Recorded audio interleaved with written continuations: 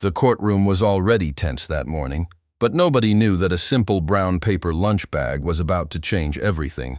Marcus Thompson stood in front of the judge, tired, nervous, and broken from inside. His shirt was old but clean. His shoes were worn but polished. He did not look like a criminal. He looked like a man who had been fighting life for too long. The city had brought him to court for 17 violations. 17 times, Marcus had operated a hot dog cart without the proper permit. Now the fines had reached thousands of dollars. To the city, it was simple. He broke the rules, he had to pay. But the judge could feel there was more to the story. "Mr. Thompson," she asked, "do you admit you operated without a permit?" Marcus lowered his eyes.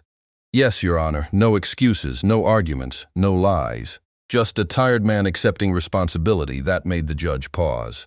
Most people in court tried to defend themselves. Marcus did not, so she asked the real question. "If the permit was only $250, why didn't you get one?" Marcus swallowed. "I tried, Your Honor, 3 times. The prosecutor quickly spoke. His applications were denied because he kept choosing locations where vending was not allowed. The judge looked back at Marcus. "If you knew those places were not allowed, why did you keep going there?" Marcus stayed silent for a moment. Then he said the sentence that changed the entire courtroom. "Because those are the only places I can be." Hours. The judge leaned forward. "Explain." Marcus took a deep breath. "I work 3 jobs, Your Honor." The courtroom went quiet. "I work security at the hospital from 11 at night to 7 in the morning.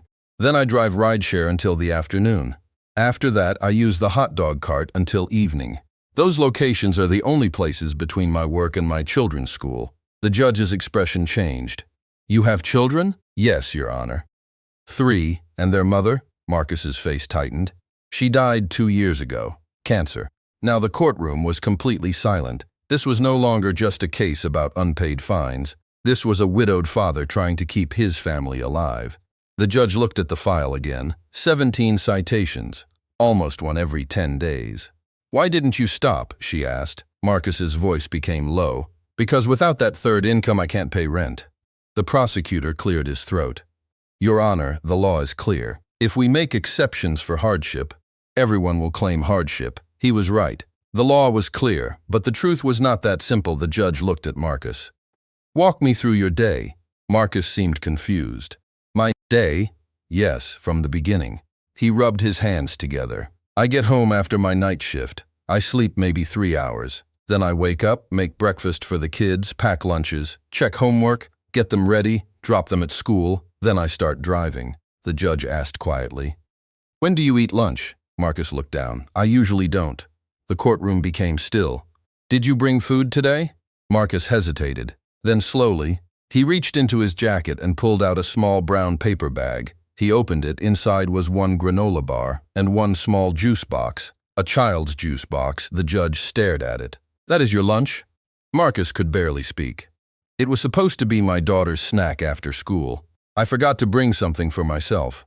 Nobody moved. Nobody spoke, because in that moment everyone understood. This man had worked all night, raised 3 children alone, came to court facing thousands in fines, and the only food he had was his daughter's snack. The judge picked up the citation sheet again. Then she noticed something. Every ticket had been issued between 2:15 and 3:45 in the afternoon. Every single one. "Why this time?" she asked. Marcus looked surprised. "That's when I try to finish driving and get near the school." "You are supposed to stop driving at 3? "Yes, Your Honor." "But you keep driving longer." He nodded. "That's when rides pay more. Sometimes those extra rides are the difference between making rent and falling behind." Now the judge understood everything. Marcus was not breaking the rules because he was careless. He was breaking them because every minute of his life had a price. If he stopped driving early, he lost money. If he drove too late, he was late for his kids. If he was late, the school charged aftercare. If he paid aftercare, he lost what he had earned. If he missed rent, he lost the apartment. And if he lost the apartment, he could lose his children. The judge's voice became serious. "How much do you owe now?" Marcus whispered. $6,800. The number hit the room hard. $6,800 for a man whose lunch was a child's juice box. "And if you cannot pay, my rideshare account gets suspended. Then, I lose that income rent, and if you lose your home, Marcus's voice cracked. My kids could be taken from me. There it was, the real case. Not permits, not hot dogs, not fines. A father was about to lose everything. The judge turned to the prosecutor. You are right. The law is clear. But if we cease this man's ability to work, what happens to his children? The prosecutor had no real answer. The judge continued. If those children enter foster care, the city will spend far more than these fines. Caseworkers, court hearings, counseling, school disruption. We are not solving a problem. We are creating a bigger one. Then she looked back at Marcus. I reviewed your history. You were once a loan officer. You earned a good salary. After your wife died, you took time off to care for your children. When you returned, your job was gone. Since then, you have been working 3 jobs just to survive. Marcus's eyes filled with tears. For the first time, someone had seen the whole story. Your Honor, he said, I know I broke the law. I'm not asking to escape that. I just need a chance to fix it without losing my kids. The judge sat back. The entire courtroom waited.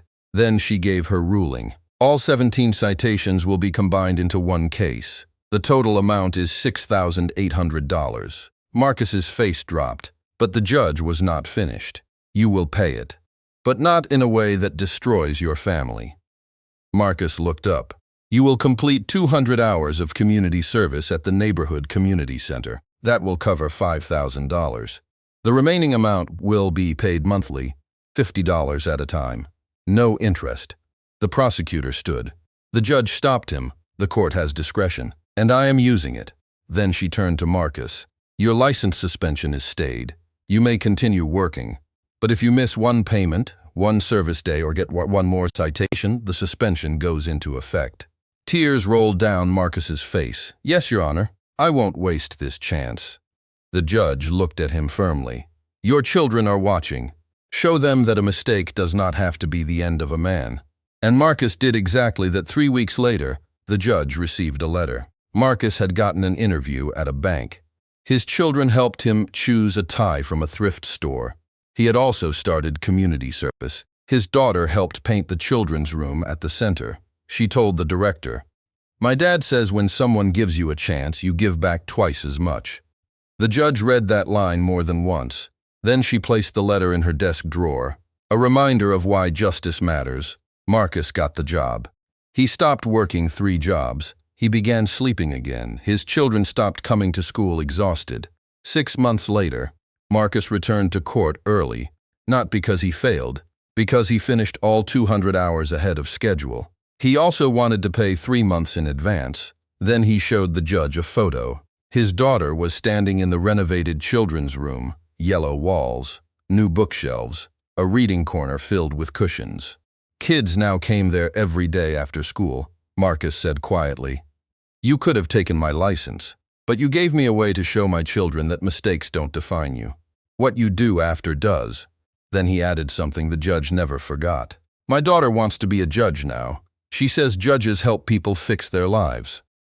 That one case did not end with Marcus. After he completed his service, other people in the neighborhood started volunteering. Then more people came. Soon, the community center had a waiting list. That case created a new program. People with clean records who faced license suspension because of unpaid fines could do community service instead. In the first year, 63 people joined. 61 completed it. 61 kept their licenses. 61 families stayed together. And Marcus became a mentor. He told new participants his story, not as an excuse, as proof. Proof that accountability does not have to destroy a person to be real. Years later, Marcus's children were thriving. His daughter became an honor roll student and joined the debate team. She still wanted to become a judge. Marcus never hid his story from his kids. He told them he made mistakes. He faced consequences. And when he was given a chance, he earned it. On the 5th anniversary of the community center renovation, the judge was invited back. She walked into the children's reading room. The yellow walls were still there. The shelves were full of books. Children were sitting on cushions, reading quietly. And on the wall was a plaque. The room had been named the Thompson Family Learning Center. Marcus had never asked for recognition, but the center director said it belonged there. Because what began as one man's punishment became something that helped an entire community. The judge stood there and thought about what could have happened if she had suspended his license, if he had lost his job, if he had lost his apartment, if his children had entered foster care. One family could have been destroyed forever. Instead, they were still together, still standing, still building. Marcus Thompson entered that courtroom expecting the worst. He hoped for mercy. But what he received was stronger than mercy. He received justice. Real justice. The kind that sees the violation, but also sees the human being behind it. All because one exhausted father walked into court with a brown paper bag, one granola bar, one juice box, and a story nobody had bothered to hear. Marcus did not need an excuse. He needed a chance. And when he got that chance, he turned it into something bigger than himself. A room full of children reading books. A program that kept families together. And proof that justice does not have to destroy in order to be strong. Sometimes justice is strongest when it builds.